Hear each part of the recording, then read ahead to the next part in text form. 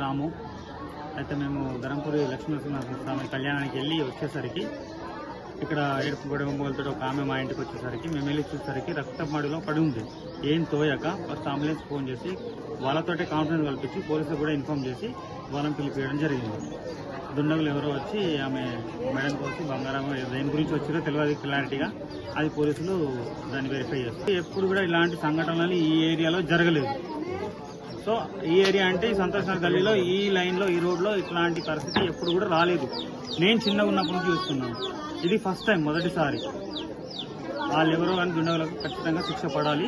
Rescue పడవాలి కానీ పోలీసులు కానీ వాళ్ళని చేసి పట్టుకొని వాళ్ళకి తగిన శిక్ష చేయాలి. ఇట్లాంటివి మళ్ళీసారి జరగకుండా ప్రెస్ కానీ పోలీసులు కానీ అందరూ చూసుకోవాలి.